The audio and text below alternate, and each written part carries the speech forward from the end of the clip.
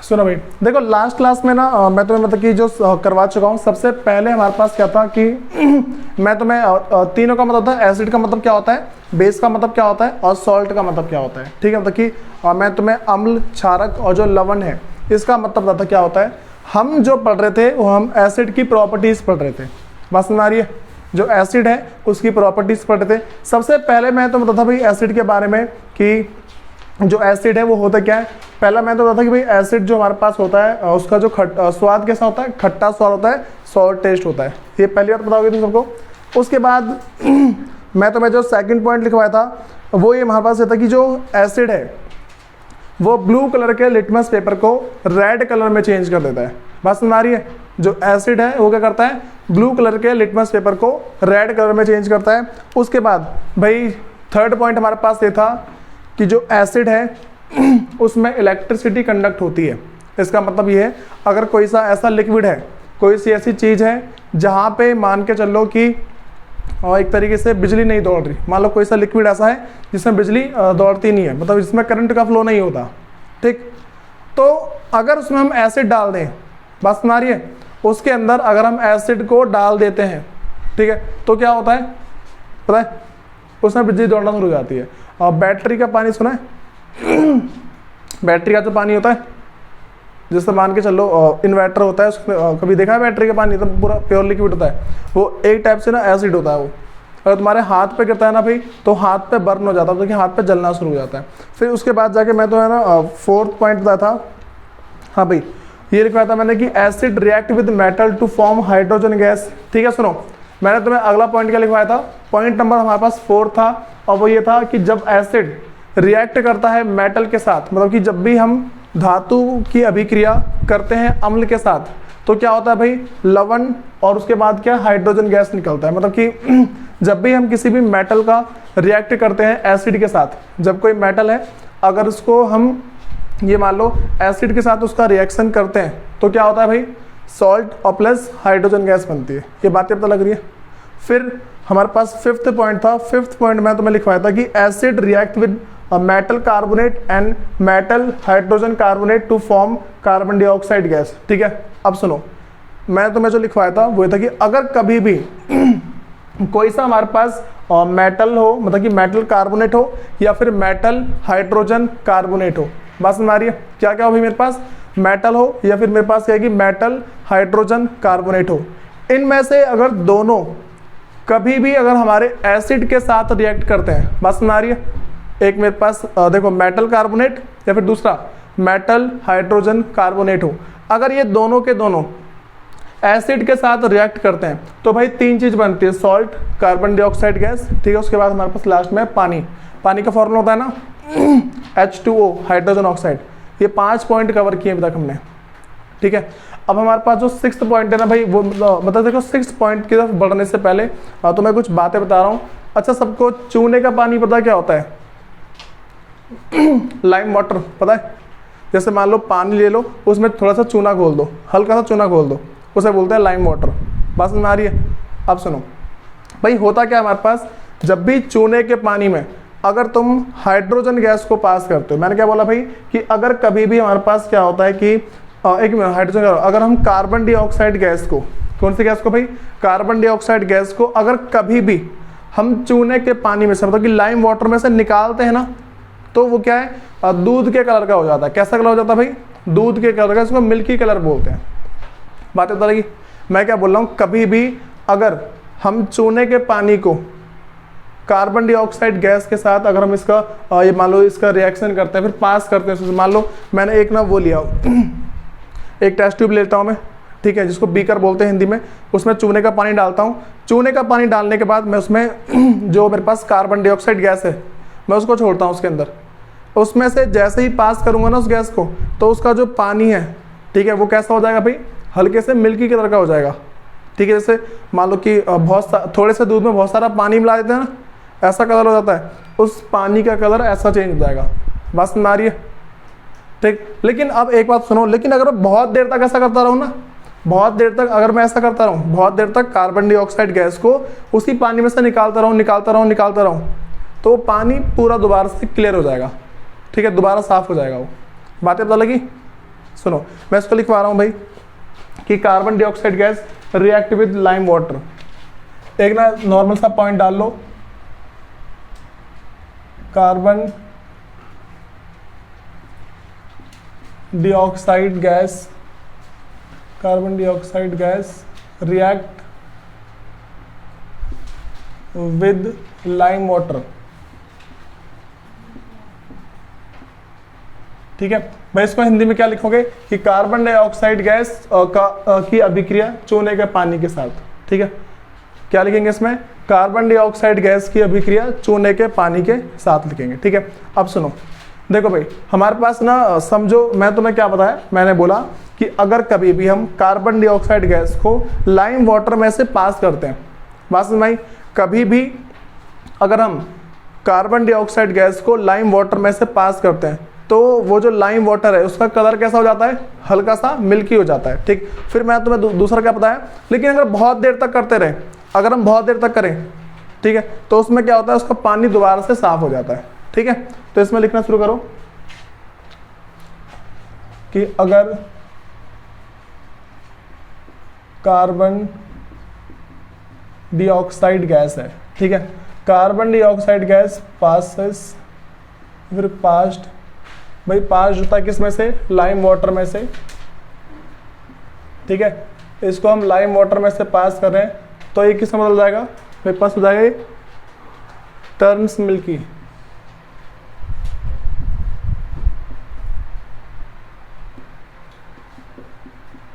ठीक है भाई, किस में कन्वर्ट हो जाएगा ये, भाई टर्न का मतलब बदल जाना। ठीक है, और किस में बदलेगा ये, मिल्की। भाई हिंदी वाले कैसे लिखेंगे, हिंदी वाले ऐसे लिखेंगे कि कभी भी अगर हम चूने के पानी में से कार्बन डाइऑक्साइड गैस को पास करते हैं तो क्या होता है कि जो चूने का पानी वो हल्का दूधिया कलर का हो जाता है। कैसा हो जाता है भाई, हल्का दूधिया कलर का हो जाता है।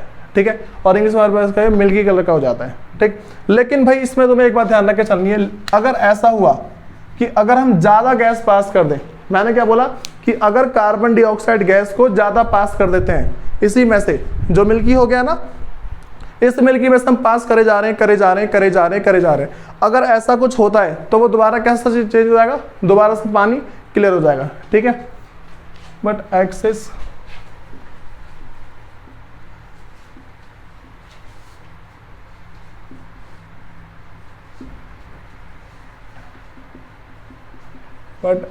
Carbon dioxide gas passes it turn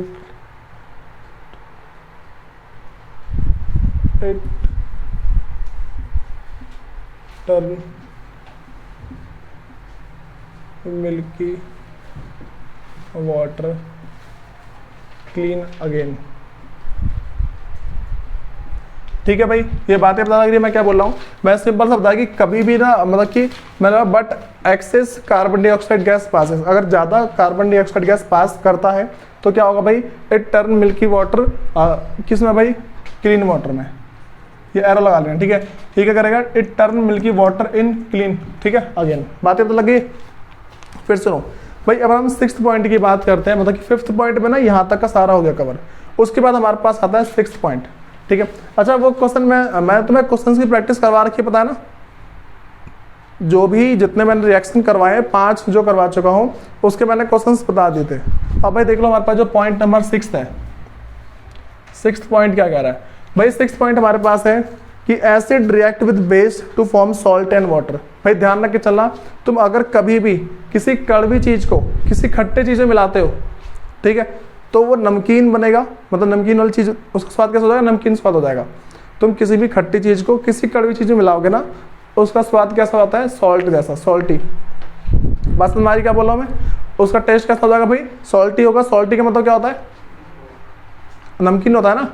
ठीक है, तो हमें क्या ध्यान रख के चलना कि कभी भी अगर हम एसिड का रिएक्ट करते हैं बेस के साथ, ठीक है, मतलब कि अम्ल की अभिक्रिया अगर कभी भी हम क्षारक के साथ करते हैं तो हमारे पास क्या हो जाता है वो मतलब कि लवण, और उसके बाद क्या होता है भाई हमारे पास वो पानी, ये दो चीज छोड़ता है। तो मैं क्या बता रहा हूँ, acid react with base to form, भाई क्या फॉर्म करता है ये? Salt and water. बताओ भाई, ये बातें बताओ क्या बोल रहा हूं मैं? Acid react with base to form salt and water. ये तो बात ध्यान रखके चलनी है। क्या लिखेंगे हिंदी में कि जब अम्ल क्षारक के साथ अभिक्रिया करती है तो लवण तथा भाप या पानी, ठीक है, उत्पन्न करती है। भाई तुम्हारे पास ने जो वाटर लिखा रहा है यहाँ पे कभी कभी स्टीम भी लिखा हुआ सकता है। ये बात समझ में आ रही है? यहाँ पे क्या लिखा सकता है? स्टीम भी लिखा हुआ सकता है। अब सुनो भाई, मैं इसके बारे में लिखवा रहा हूं कि कभी भी अगर एसिड रिएक्ट करती है हमारे पास बेस के साथ तो क्या फॉर्म होती है भाई यहाँ पे? सॉल्ट और प्लस वाटर। अब सुनो, अगर हमारे पास इसके क्वेश्चंस आ जाते हैं तो तुम्हें यहाँ पे किसी एसिड का नाम लिखना होगा, ठीक, यहाँ पे किसी बेस का नाम लिखना होगा। भाई तुम सोचोगे कौन से एसिड बेस का नाम लिखे। अभी ना जैसे ये टॉपिक खत्म हो जाएगा ना, मैं तुम्हें बहुत सारे एसिड और बहुत सारे बेस का नाम लिखवा दूंगा, ठीक है। मतलब जितने भी एसिड होते हैं ना वो सारे सर का नाम, उनके नाम लिखवा दूंगा तुम्हें, और जो बेस है उनके नाम लिखवा दूंगा, ठीक। तो तब तो आराम से कर लोगे ना। क्या होगा? एसिड का नाम यहाँ डाल दोगे, बेस का नाम तुम यहाँ पे डाल दोगे। तो एसिड और बेस का नाम अगर तुम डाल देते हो तो तुम्हें क्या अलग करना पड़ेगा इसमें से? सिर्फ वाटर। अगर हमने वाटर अलग कर दिया, पानी को अलग कर दिया, तो बचा हुआ क्या होगा हमारे पास यहाँ पे? सॉल्ट होगा। भाई तुम्हें क्या अलग करना होगा? सिर्फ तुम्हें सिर्फ H2O। H2O अगर तुम अलग कर देते हो तुम्हारे पास बचा हुआ क्या होगा? सॉल्ट ही होगा। ये बातें पता लग रही है भाई। उसके बाद ना मेरे पास नेक्स्ट है न्यूट्रलाइजेशन रिएक्शन बोलते हैं, ठीक है। क्या बोलते हैं उसे? न्यूट्रलाइजेशन रिएक्शन है। तो अगली हेडिंग डाल लो, मतलब कि पॉइंट है सी अंदर मान लो।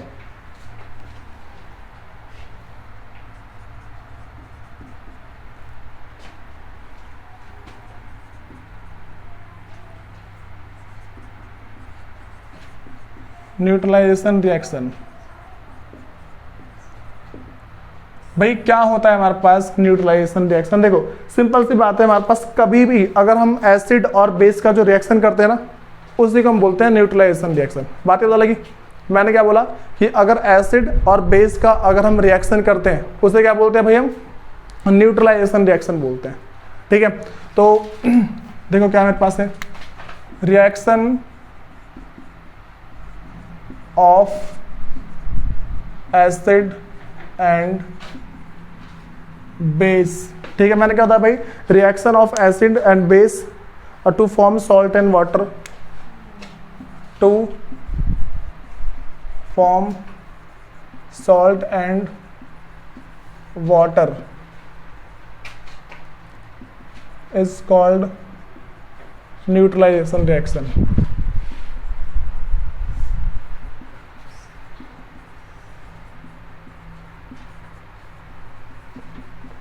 बताओ भाई, इस बात में दिक्कत है किसी को?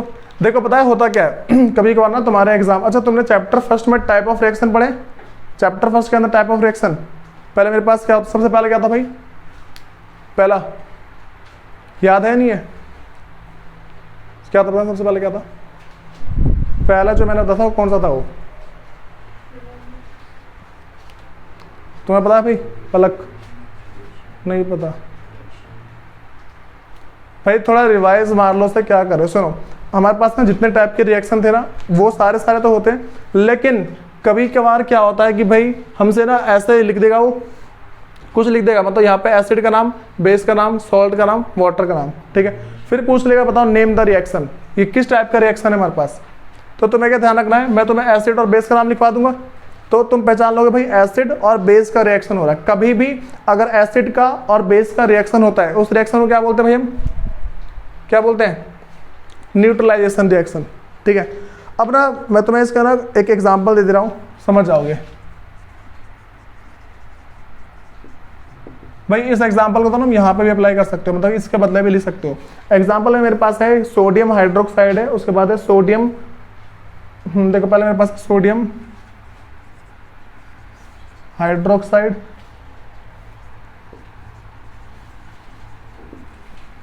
सोडियम हाइड्रोक्साइड का हम ये मान लो इसका जो रिएक्शन कर रहे हैं वो हाइड्रोक्लोरिक एसिड के साथ, हाइड्रोक्लोरिक एसिड के साथ, ठीक है। सोडियम क्लोराइड का हमने रिएक्शन किसके साथ किया भाई? हाइड्रोक्लोरिक एसिड के साथ। तो मेरे पास क्या बन जाएगा? सोडियम क्लोराइड और प्लस वाटर, सोडियम क्लोराइड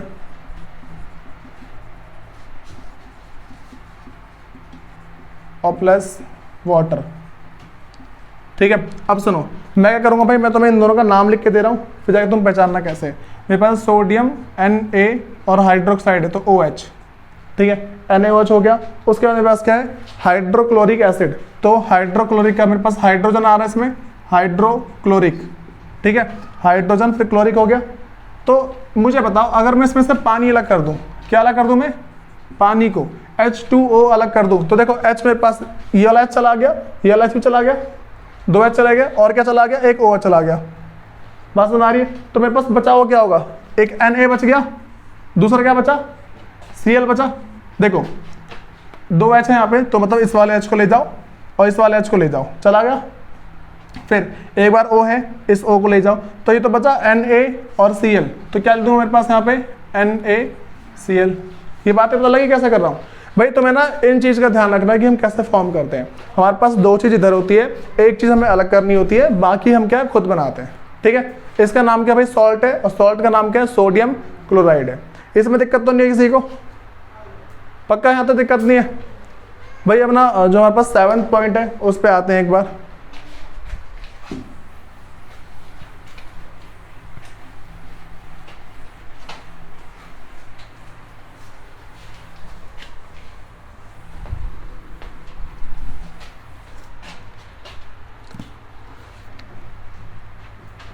भाई जो 7th पॉइंट हमारे पास है उसमें हमारे पास कह रहा है कि acid react with metal oxide to form salt and water. अगर कभी भी एसिड हमारे पास कहे कि मेटल ऑक्साइड के साथ, भाई समझो मेटल ऑक्साइड क्या होता है। तो मैं मेटल के बारे में तो पता है, कोई सा भी धातु के पदार्थ, कोई भी लोहा हो गया, चांदी हो गया, पीतल हो गया, तांबा हो गया, सारे हो गए। ठीक है, तुमने चैप्टर फर्स्ट में मैंने बताया था कि मेरे पास क्या होती है भाई, एक कोरिजन के बारे में सुना था मैंने। कोरिजन बताया था क्या होता है, एक था कोरिजन, दूसरा क्या था हमारे पास, रेंसिडिटी। ठीक है, कोरिजन का मतलब बताया था मैंने कि जब भी हमारे पास कोई मेटल की चीज, जब भी कोई मेटल हमारे क्या है कि ऑक्सीजन के कांटेक्ट में आ जाती है तो उसके ऊपर एक ना काली काली सी परत चढ़ जाती है, फिर भूरी भूरी सी परत चढ़ जाती है। ठीक है, उस परत का नाम क्या होता है भाई, ऑक्साइड। बात समझ आ रही है? मैंने क्या बोला कि जब भी कोई एक मेटल ऑक्सीजन के कांटेक्ट में आने पे उसके ऊपर एक जो पतली सी परत चढ़ जाती है उसे हम क्या बोलते हैं, ऑक्साइड की लेयर बोलते हैं, ऑक्साइड की परत बोलते हैं। अब ना तुम्हें समझाता हूँ जनरल भाषा में। सोने की चीज़ें पहनते हैं, मतलब गोल्ड की या फिर चांदी पहनते हैं, तो क्या होता है बहुत दिन तक पहनते हैं ना, वो हल्का हल्का काला हो जाता है। पता सबको, ये जो काला होता है ना, इसके पीछे पता है रीज़न क्या होता है कि भाई जो ऑक्सीजन के संपर्क में आ रही ना, हवा में ऑक्सीजन है, ठीक है, तो ऑक्सीजन के संपर्क में आने पर क्या होता है कि भाई उसके ऊपर एक ना ब्लैक कलर की परत चढ़ जाती है, और उसे क्या बोलते हैं भाई हम, ऑक्साइड की लेयर बोलते हैं। अच्छा तुम्हें पता है एक चीज़ और, जब ना बारिश होती है और नाले का पानी बह रहा है तो तुम उसमें खूब मजे में तैर के जाते हो, मतलब लड़कियां जब जाती हैं तो उनकी पायल पूरी चमक जाती है। नोटिस किया होगा कभी ना, देखना मतलब कि ना कभी ना चेक कर लेना कभी, वैसे पायल काली पड़ जाती है, ठीक है, चांदी की पायल जो होती है, और जैसे ही ना उस नाले के पानी में से निकल के जाते हैं,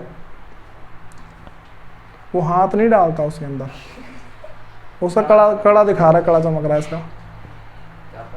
चुप रहे, सुनो देखो, अरे सुन जाओ, मैंने क्या बताया कि अगर ना कभी भी ऐसा होता है कि मान लो तुम्हें कभी ट्राई करना, ठीक है, कि ना मतलब जो भी ना कोई लेडीज तुम्हारे घर में जो भी है, मम्मी हो बहन हो, अगर पायल पहन जाती और गलती से नाले के पानी में निकल के गई कभी भी, ठीक है, तो उस टाइम क्या होता है कि भाई मैं जानबूझ के नहीं बोला जाने का, मतलब अगर जरूरत पड़ती है तो तुम ना देखना वो जो पायल है ना उसका जो कलर है वो मतलब भाई चमक जाएगा एकदम से।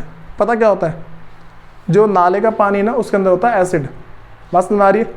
मतलब देखो कहाँ कहाँ से गंदा गंदा पानी आता है, उसके बाद ना सारा एक जगह मिल जाता है, तेजाब उसी में है, हार्पिक वगैरह सब उसी में, ठीक है।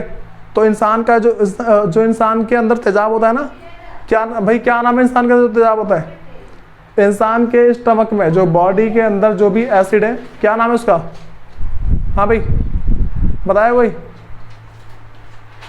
लिखवाया था ना मैंने, बताओ क्या नाम है, हाइड्रोक्लोरिक एसिड है, ठीक है भाई को जाना, ठीक है, तो बोल के एक बार देखो भाई मैं क्या बता रहा हूँ कि अगर जो हमारे पास ना इंसान है, ठीक, उसके पेट में कौन सा एसिड है भाई, हाइड्रोक्लोरिक एसिड होता है, ठीक है। अब सुनो भाई देखो सुनो तो भाई 7th पॉइंट बता रहा हूँ कि अगर कभी भी एसिड रिएक्ट करता है हमारे मेटल ऑक्साइड के साथ, मैं क्या बोल रहा हूँ कि acid react with metal oxide, acid react with metal oxide to form salt and water, to form salt and water. सुनो भाई, मैंने क्या बताया, कभी भी अगर एसिड रिएक्ट करती है मेटल ऑक्साइड के साथ तो क्या क्या बनाती है भाई, वो सॉल्ट और दूसरा वाटर। हमें हिंदी में क्या समझना है कि कभी भी अगर हमारे पास, देखो भाई इसको हिंदी में कैसे लिखेंगे कि अम्ल धातु ऑक्साइड के साथ अभिक्रिया करने पर यहाँ पे लवण तथा भाप या फिर पानी बनाती है। ठीक है, इतना ध्यान रखे चलना है। अब सुनो भाई, मैंने क्या बताया, मैंने बोला कि अगर कभी भी मैं किसी भी मेटल ऑक्साइड को अगर मैं, या भाई मैंने आगे पीछे लिखा है, कोई दिक्कत नहीं है, मेटल ऑक्साइड को हम रिएक्ट करते हैं एसिड के साथ तो क्या बनता है भाई, सॉल्ट और प्लस में वाटर। बताओ ये बातें पता लग रही है। अब मैं तुम्हें इसके बाद एक एग्जांपल दे रहा हूँ तो मुझसे समझ जाना। मैं तुम्हें पहले जो मेटल ऑक्साइड है ना, इसका तुम्हें एग्जांपल दे रहा हूँ। मान लो मैंने कॉपर ऑक्साइड ले लिया, कॉपर ऑक्साइड, ठीक है, और एसिड का जो मैंने नाम लिया ना वो हाइड्रोक्लोरिक एसिड है।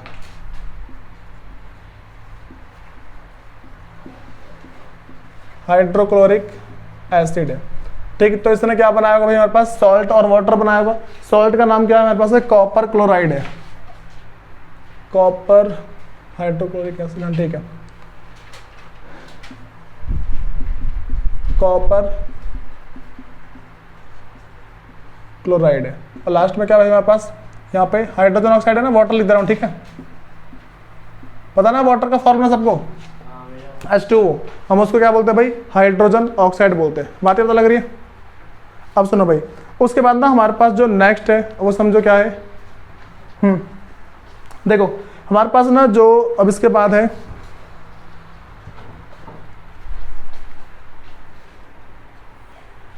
सुनो भाई, देखो मैं क्या बता रहा था कि मेरे पास जो मतलब जो नेक्स्ट रिएक्शन है वो है कि मेरे पास जो कॉपर ऑक्साइड है तो हाइड्रोजन क्लोराइड के साथ, मतलब मेरे पास जो हाइड्रोजन या फिर हाइड्रोक्लोरिक एसिड के साथ अगर मैं इस मेटल का रिएक्शन कर रहा हूं तो मेरे पास क्या आएगा भाई, कॉपर क्लोराइड और प्लस वाटर है।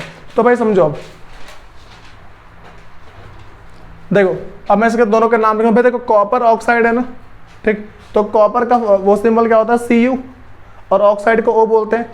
देखो कॉपर है तो Cu और ऑक्साइड का O हो जाएगा। मेरे पास यहाँ पे क्या, हाइड्रोक्लोराइड, तो हाइड्रो का मतलब क्या भाई, मेरे पास हाइड्रोजन होगा।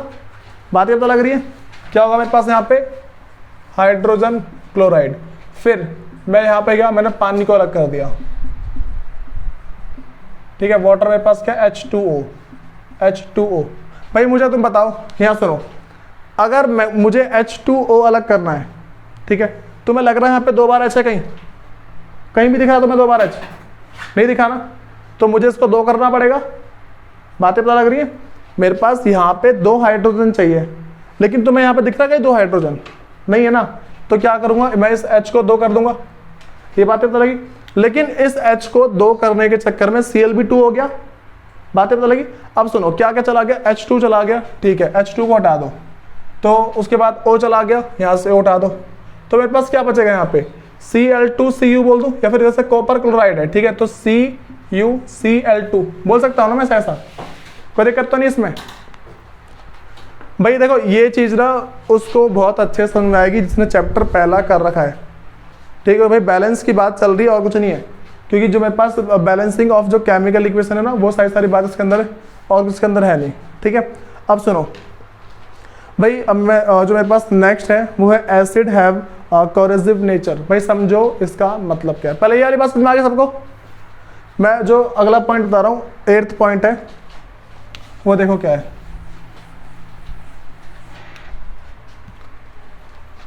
मेरे पास पॉइंट नंबर 8 है, तो एसिड हैव कोरेसिव कोरोसिव है, कोरोसिव नेचर। ठीक है, मैंने क्या बताया मेरे पास जो एसिड है उसका नेचर कैसा होता है, कोरोसिव होता है। अब समझो इसका मतलब क्या है भाई, कोरोसिव का मतलब है डैमेज कर सकती है। कोरोजन सुना है, कोरोजन चैप्टर फर्स्ट में था मैंने कोरोजन, अभी थोड़ी देर पहले बताया था मैंने। कोरोजन का मतलब क्या हो जाता है, जब भी कोई मेटल है, कोई मेटल की चीज है, ठीक है, उस मेटल की चीज को अगर कुछ डैमेज हो जाता है ना, वो जैसे मान लो लोहा है, ठीक है, बस हमारी जो मेरे पास लोहा है उस पर जब जंग लग जाती है कमजोर हो जाता है वो। जब मेरे पास कोई लोहा है उस पर अगर जंग लगती है तो वो क्या हो जाती है भाई, कमजोर पड़ जाती है। तो ये जो कमजोर पड़ रहा है क्या, ये जो कमजोर पड़ा है उसका कोरोजन होना ही तो है ना। तो यहाँ पे क्या भाई, एसिड हैव कोरोसिव नेचर, इसका मतलब है डैमेज करने की क्षमता है इसके अंदर। बात समझ में आई, जो एसिड होता है वो किसी भी चीज को डैमेज कर सकता है। ठीक, तो मतलब बॉडी को पिघलाने वाला भी एसिड आता है, बहुत सारी मूवी में तुमने देखा होगा। ठीक है, बॉडी को पिघलाने वाले भी एसिड होते हैं। तो जहाँ हाथ पे डालोगे ना पूरी, ये मान लो तुम्हारे पूरी जो स्किन है उसको पूरा जला खत्म कर देगा वो। तो इसमें लिखना शुरू करो,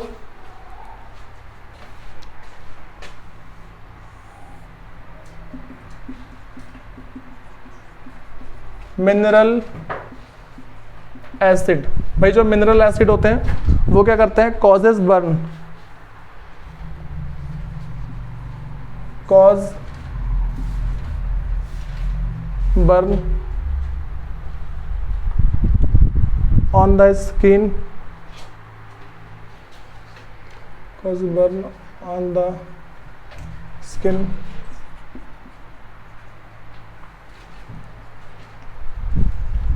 and eaten up the skin. So it is called corrosive in nature. भाई ये बातें पता लग रही, क्या बोल रहा हूँ। जो मिनरल एसिड होते हैं वो क्या करते हैं, कॉजेज बर्न ऑन स्किन। अगर हम उसको अपनी स्किन के ऊपर डालते हैं, ठीक है, अगर हम क्या करते हैं भाई, जो मेरे पास मिनरल एसिड है, अच्छा पता है दो टाइप के एसिड होते हैं। एक मेरे पास क्या होता है, ऑर्गेनिक एसिड।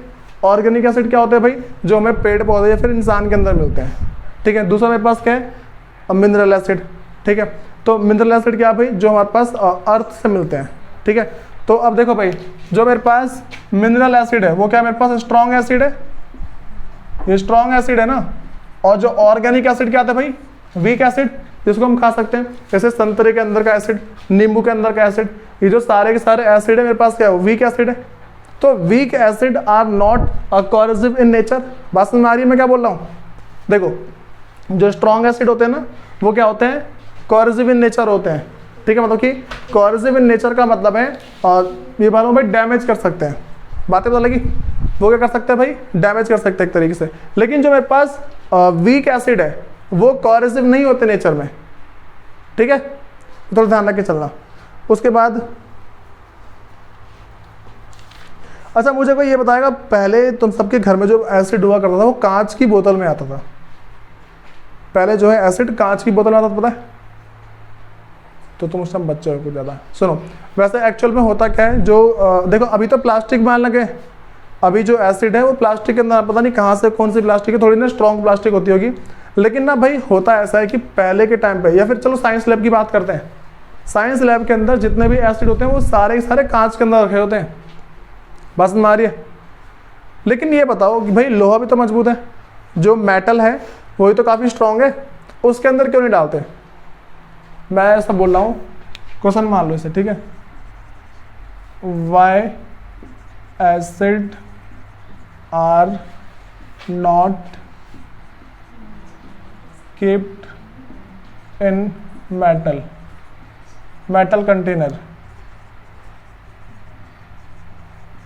ठीक है, मैंने क्वेश्चन क्या पूछा भाई कि जो एसिड है उसको मेटल के जो मेटल का जो कंटेनर है उसके अंदर क्यों नहीं डालते हैं। बस भाई मैंने क्वेश्चन क्या बोला कि जो हमारे पास एसिड है उसको मेटल के कंटेनर में क्यों नहीं रखते हैं। भाई सिंपल सी बात है, जो मेटल मतलब एसिड है ना वो क्या है कि मेटल के साथ रिएक्शन करके उसको धीरे धीरे खत्म करना शुरू करता है। बात समझ आ रही है। जो हमारे पास क्या है कि जो भी एसिड है वो मेटल के साथ रिएक्शन करेगा और रिएक्शन करने के बाद भाई उसको धीरे धीरे मतलब कि पिघलाना शुरू कर देगा। और पिघलाते पिघलाते वो एसिड क्या है, बाहर आ जाएगा। ठीक है, तो यहाँ पे इसका आंसर लिख लो, एसिड आर, चलो वैसा लिख लो, इसमें आंसर सिर्फ ऐसा है, because it will eat up the metal, it will eat up the metal because it will eat up the metal container। हाँ भाई, ये बातें पता लग रही है, मैंने क्या आंसर लिखवाया इसका। क्वेश्चन मेरे पास ऐसा था कि why acid are not keep in metal container. ठीक है, क्वेश्चन मेरे पास ये था कि जो एसिड है, एसिड को हम मेटल के कंटेनर में क्यों नहीं रखते हैं। मैंने आंसर दिया because it will eat up the metal container. ठीक है भाई, क्योंकि जो एसिड है वो क्या करेगा, जो मेटल का कंटेनर है ना उसको ईट अप कर लेगा, मतलब कि भाई इसको खाना शुरू कर देगा, धीरे धीरे खत्म करना शुरू कर देगा। इसमें दिक्कत तो नहीं किसी को। फिर सुनो, अच्छा भाई एक ना छोटी सी बात और लिखवा रहा हूँ, स्ट्रॉन्ग एसिड को ना अब से हम अल्कालिस बोलेंगे।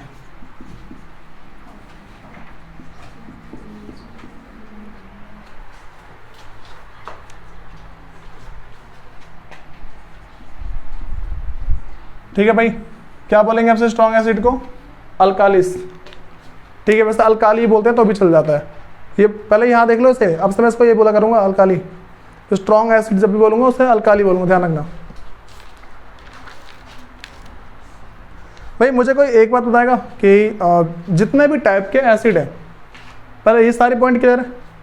अब मुझे कोई ये बताएगा जितने भी एसिड है उन सब में कॉमन बातें क्या होती है। जितने भी एसिड है उन सब के अंदर कॉमन क्या, ऐसा क्या है जो सब हर एक एसिड में सब कुछ सेम है। स्ट्रॉन्ग एसिड हो, वीक एसिड हो, सब के अंदर सेम है, सब के अंदर। ऐसी कौन सी चीज है? देखो भाई, हमारे पास ना एक बार ध्यान रख के चलना कि जितने भी हमारे पास एसिड होते हैं ना, जैसे मान लो मैं तुम्हें पहले बता रहा हूँ स्ट्रॉन्ग एसिड के बारे में। ठीक है, जो भी स्ट्रॉन्ग एसिड होते हैं ना, तो वो अगर कभी भी जो हमारे पास स्ट्रॉन्ग एसिड है वो सारे किसी भी चीज़ के साथ अगर मान लो रिएक्शन करते हैं ना, जैसे चलो तो मैं तो बता दूसरा, जो स्ट्रॉन्ग एसिड होते हैं वो वाटर के अंदर कंप्लीटली आयोनाइज हो जाते हैं। ठीक है, मैंने क्या बोला, कंप्लीटली आयोनाइज होते हैं। कंप्लीटली आयोनाइज का मतलब है पूरी तरीके से घुल जाते हैं। बातें पता लगी? और उसके बाद जब ना पूरी तरीके से घुल जाते हैं ना, तो भाई हमारे पास एक गैस प्रोड्यूस करते हैं। कौन सी गैस है वो? Hydrogen gas. ठीक है, देखो मैं तो मेरा इसका एग्जाम्पल देता हूँ। वॉशरूम एसिड साफ किया जाता है मान लो, तो जैसे ही डालते हैं ना तो हल्का धुआं सा निकलता है। ठीक है, और धुआं कैसा होता है, वो ठंडा है गर्म? गर्म होता है, साफ कर रहा है। सुनो, देखो मैंने क्या बताया कि जो हमारे पास एसिड है, देखो भाई जिसने कभी मतलब कि साफ ऑफ किया उसे पता होगा। ठीक है, मुझे तो मतलब ठीक है, हाँ नॉलेज है। ठीक, तो अब क्या है कि भाई जैसे मान लो एसिड है, उसको अगर हम कभी भी पानी के ऊपर डालते हैं ना, तो पानी के अंदर क्या होता है, वो कंप्लीटली आयोनाइज हो जाता है। ठीक है, मैंने क्या बोला भाई कि वो पानी के अंदर क्या होता है, कंप्लीटली आयोनाइज होता है। और जब कंप्लीटली आयोनाइज हो जाता है तो वो क्या करता है, हाइड्रोजन गैस प्रोड्यूस करता है। बात पता लगी? तो अपना एक नेक्स्ट हेड डाल लो कि what do all acid have in common.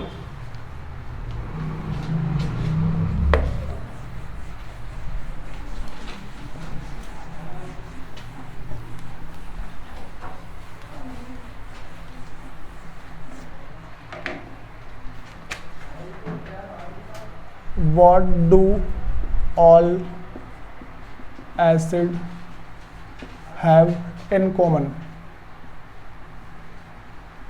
इसका मतलब क्या भाई, हर एक एसिड के अंदर कौन सी चीज कॉमन होती है। तुम कोई सा भी एसिड उठा लो, उसके अंदर कौन सी चीज है जो कॉमन होगी। ठीक है भाई, सिंपल सा बात है मेरे पास, सिंपल सी बात है, जितने भी मेरे पास एसिड होते हैं ना वो सारे के सारे हाइड्रोजन गैस प्रोड्यूस करते हैं।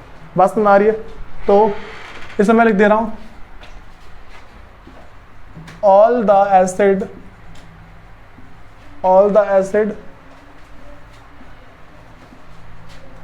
contain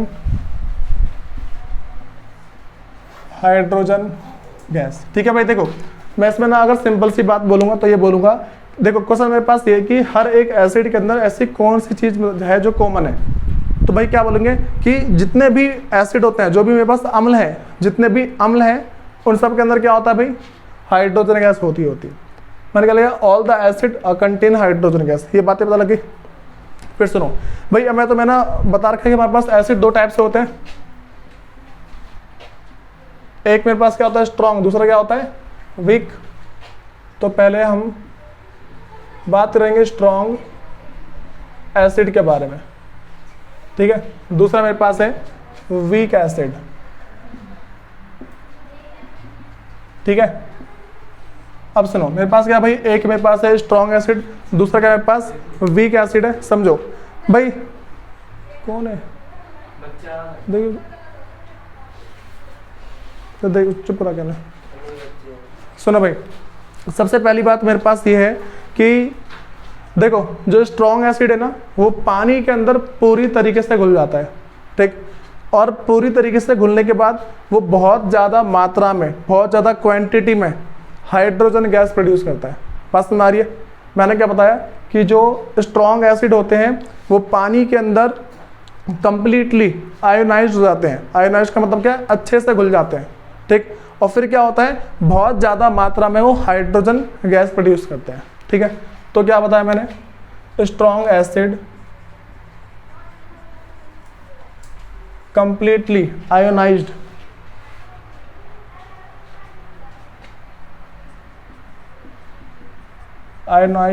इन वाटर, ठीक है भाई।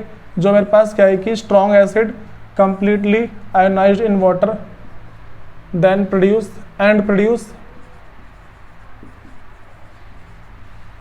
large amount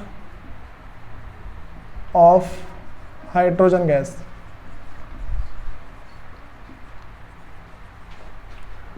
भाई देखो, पहले यार ये बातें पता लगी, मैंने क्या बताया, मैंने बोला कि जो भी स्ट्रॉन्ग एसिड होते हैं वो कंप्लीटली आयनाइज हो जाते हैं वाटर के अंदर, और फिर क्या होता है, and produce large amount of hydrogen gas. फिर क्या करते हैं, बहुत ज़्यादा मात्रा में वो हाइड्रोजन गैस प्रोड्यूस करते हैं, ठीक है। उसके बाद मैं तुम्हें अगली बात बता दूं। अच्छा, इसके ना एग्जांपल लिखवा दे रहा हूं, ठीक है। स्ट्रॉन्ग एसिड के कुछ एग्जांपल है।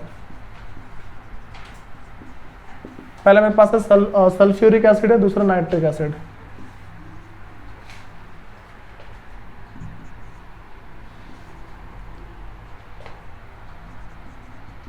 सल्फ्यूरिक एसिड है और उसके बाद मेरे पास है नाइट्रिक एसिड। दोनों का जो भाई हमारे पास फॉर्मूले हैं, इसका H2SO4 और जो इसका है वो HNO3 है, ठीक है भाई। इसमें दिक्कत तो नहीं किसी को। अब एक बात और ध्यान रख के चलना कि जो स्ट्रॉन्ग एसिड होते हैं ना, strong acid react with other substance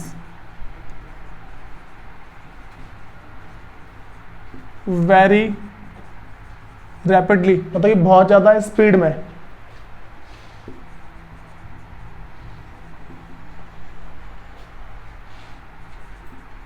हाँ भाई, ये बातें पता लग रही है। जितने भी स्ट्रॉन्ग एसिड होते हैं तो किसी भी अदर सबस्टांस के साथ बहुत ही ज़्यादा स्पीड में क्या की रिएक्शन करते हैं। अब अगली बात करते हैं मेरे पास कि जो वीक एसिड है ना भाई, वीक एसिड की क्या बात है। देखो मैंने क्या बताया कि स्ट्रॉन्ग एसिड कंप्लीटली आयनाइज होते हैं वाटर के अंदर, ठीक। तो इसका अपोजिट वो है, वो पार्शियली होता है, पूरे अच्छे तरीके से नहीं घुलता पानी के अंदर। बात में आ गई? अब सुनो, जो मेरे पास वीक एसिड है ये क्या है कि ये पार्शियली होता है, पार्शियली आयोनाइज्ड इन वाटर, ठीक है। ये क्या होता है भाई, पार्शियली मतलब कि पूरा नहीं मिलता, पार्ट में मिलता है, थोड़ा थोड़ा मिलता है। और फिर क्या करता है, कम हाइड्रोजन गैस प्रोड्यूस करता है and produce small amount of hydrogen gas. भाई मैं तुम्हें क्या बता रहा हूं, देखो इसका भी ना मैं तुम दोनों मतलब कि इसका दोनों के एक एक एग्जाम्पल दूंगा, ठीक है। और भाई फिर समझना कि हमारे पास वो क्या है। अच्छा देखो याद सुनो, पहले इसके इस वाले के ना एग्जाम्पल तो मतलब तुम्हें याद रखना है। मतलब जैसे मान लो मेरे पास है जो लेमन का जूस हो गया, ठीक है, ऑरेंज जूस हो गया, ये चीज़। उसके बाद जैसे मैंने बताया ना कि जो स्ट्रॉन्ग एसिड है वो react with other substance very rapidly, तो इसका उल्टा है वो, ठीक है। जो मेरे पास क्या है कि जो वीक एसिड है, weak acid react with other substance very slowly. बताओ भाई, ये बातें पता लग रही है। अब मैं तुम्हें दोनों के एक एक एग्जांपल दे रहा हूँ भाई। जैसे तुम्हारे घर का एसिड, ठीक है, इससे वॉशरूम वगैरह साफ किया जाता है। देखो भाई, मैं तुम्हें ना एग्जांपल ऐसे देता हूँ जो तुमने देखे हो। मैं तुम्हें क्या बोल रहा हूँ, जो तुम्हारे घर में एसिड यूज होता है, अगर उसको तुम एक गिलास पानी के अंदर डाल दोगे ना, थोड़ा सा एसिड अगर एक गिलास पानी के अंदर डालते हो तो बहुत ज़्यादा हाइड्रोजन गैस निकलेगी उसमें से, बहुत ज़्यादा, ठीक है। लेकिन अगर मैं बात कर दूँ वीक एसिड की, ठीक, अच्छा सुनो, मैंने क्या बताया पहले कि अगर एक गिलास पानी के अंदर मैं थोड़ा सा एसिड डालता हूँ तो वो ना पूरे पानी के अंदर घुल जाएगा। बात समझ में आ रही है? पूरे के पूरे पानी के अंदर घुलेगा, ठीक। फिर सुनो, फिर क्या होगा, पहले वाली बात पता लगी, और बहुत ज़्यादा हाइड्रोजन गैस प्रोड्यूस होगी। लेकिन अगर मैं इसकी बात कर दूँ वीक एसिड की, जो वीक एसिड होते हैं ना, ये पूरी तरीके से नहीं मिलते। तुम कभी भी क्या करना, एक ना बहुत ना बड़ा कांच का बर्तन लेना, ठीक है, उसमें मतलब कि ना जिसमें तुम्हें आर पार दिखना चाहिए, उसमें थोड़ा सा ना एक ढक्कन नींबू का जूस लेना, ठीक है, उसे ना ऐसे नीचे से देखते हो, ऐसे ऐसे रख के और ऊपर से ऐसे डालना, ठीक है। तुम देखोगे वो ना एकदम से नीचे गिरेगा और बस नीचे आके फैल जाएगा, नीचे आके फैल जाएगा, पूरे में नहीं मिलेगा वो। बात समझ आ रही है?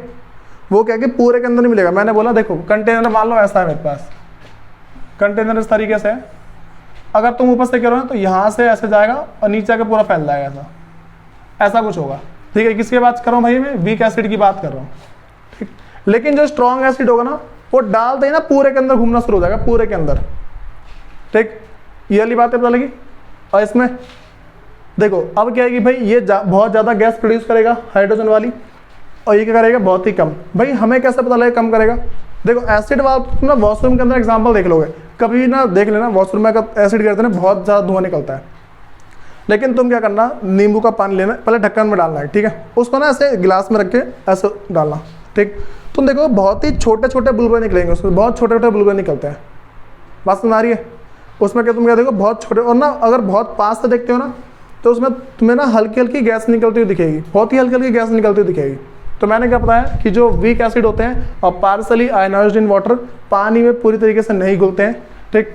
उसके बाद and produce small amount of hydrogen gas. फिर क्या करते हैं भाई, वो बहुत ही कम हाइड्रोजन गैस को बनाते हैं। फिर मैंने क्या बताया भाई, जो वीक एसिड होती हैं react with other substance very slowly.